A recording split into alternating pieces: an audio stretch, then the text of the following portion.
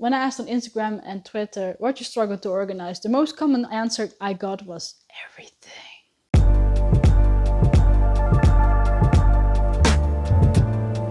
Creating a productivity system, especially when you're dealing with several projects at once, can be a hell of a task. A lot of massive project management and business running from home comes down to personal organization and a lot of psychology. Mental strength, developing your own inner boss, discipline and consequences, all that kind of jazz. Methods like smart formulating, Kanban style boards, Gantt schedules, cards, and so much more. But today we start with the basics of creating a productivity planner using Excel. Excel sheets are a blessing for any project, if utilized well.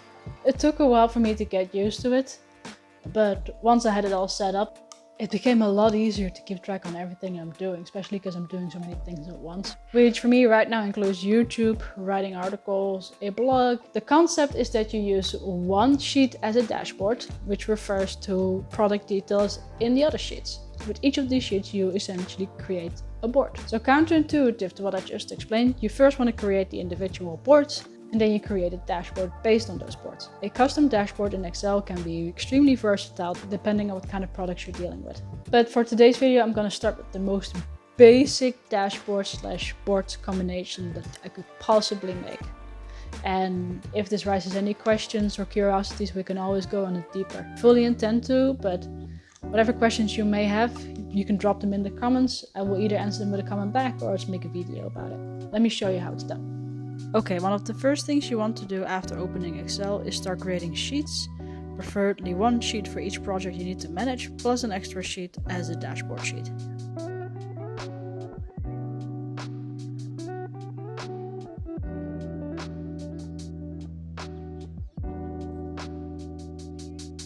Then starting on a project sheet, you give your project a name. And I prefer to make the project name a little bigger and give it a color to give it a bit of organizational feeling, make it pop a little bit.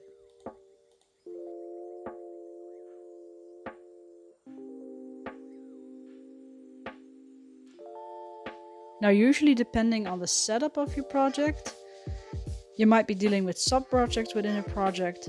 This is something very common, like if you write articles or if you're doing YouTube videos like me, or maybe you do a lot of different projects for school or something, and this sheet is for homework. And after the sub-project name, you add the words item, status, notes, and deadline, and maybe any other columns that you might prefer to have. I like to make my notes column a lot wider because usually you write more than what would fit in that little space.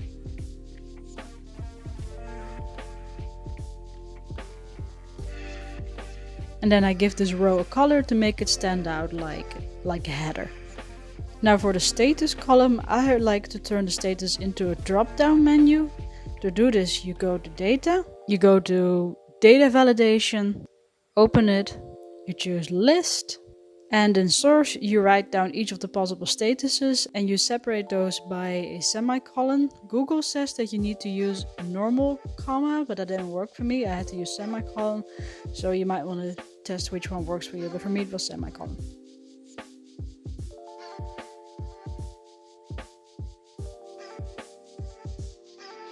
There, you got a working drop-down menu. If you already select one of the status and then use a little black cross, you can extend it to all the other rows to give them all a working status drop-down. I'm gonna add a little context here to the sheet. Like I'm going to name this sub-project app project, as if this sub-project was about developing an application. So for that as an example, as items you could fill in things that need to be done for the project, in this case an app development, like requirements, design, wireframes, actually coding the classes, you name it.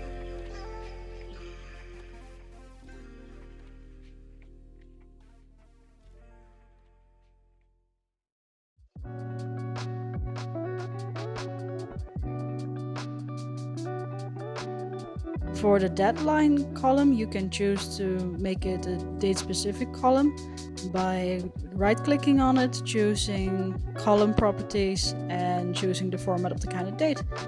Because I'm in Europe, I'm used to day, month, year, but you can choose whatever format you prefer.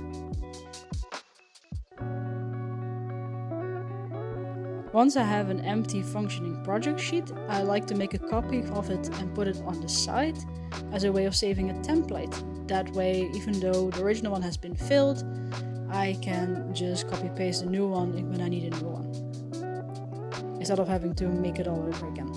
I like to have about 3 or 4 projects basically backlog under one another so I can kind of see what I need to work on in the near future. And while these sheets are going to be pretty basic for this first video, you can change what kind of columns that you make depending on the kind of projects.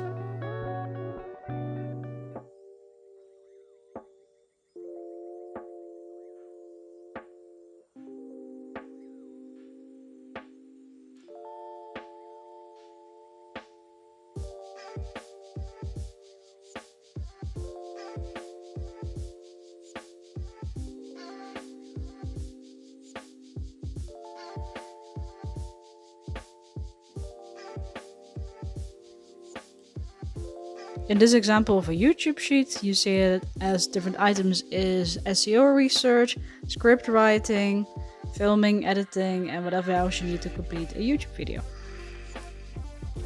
And as part of the sub-project name, basically the name of the video.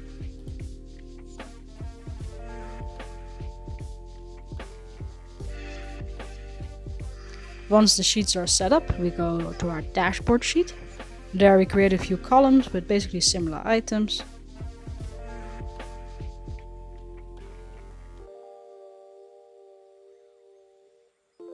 And we give these columns a color again to form a sort of header effect.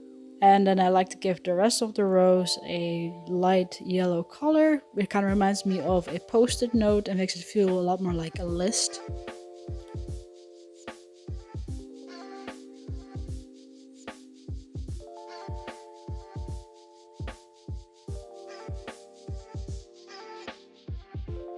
We'll create another drop down, just like in the other sheets. And we fill up our to-do list with things that need to be done, usually starting with some personal or basic daily routines like workout and maybe any learning and things that you basically want to do daily. Then you take things off your project sheets that need to be done and you can put it in a list. I also like to create a backlog list, so things that need to be done in the near future, because that keeps up a sense of urgency, if you know what I mean. Like, just because it's on other sheets, it can kind of disappear from your memory, and this way it keeps the urgency going and keeps you realizing, okay, there's still a whole bunch of things to do. Maybe this would stress you out, but I really like it. It keeps me motivated to keep going.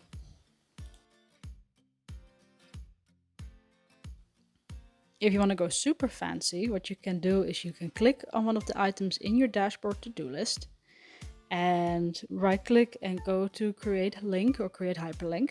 And then you can select a column or row from a different sheet, and then clicking on the item in your dashboard to-do list will refer you to the item on the other sheet, and then you can directly see which one it is. Now this is just the basics. There is so much more you can do with it. Since I create a lot of content that needs to be SEO friendly, I have a separate sheet for SEO research, then I have another sheet for SEO based ideas, and then I have different sheets for different platforms, and then I basically redistribute all the ideas onto those platforms based on where the idea would fit the best. And then whatever needs to be done for the videos, articles, or whatever is referred back onto my dashboard on my to-do list, and then I just know what to work on. In our example today, the to-do list or the dashboard only contained a to-do list, but there's so much you can do. Like, my personal dashboard also has a fillable calendar and a week planner. Excel has plenty of functions to create charts and graphs based on your information, so you can see some projections. You could compile the data that you put in your sheets from how much you've done and how many deadlines you met and that kind of stuff to see how well you're doing.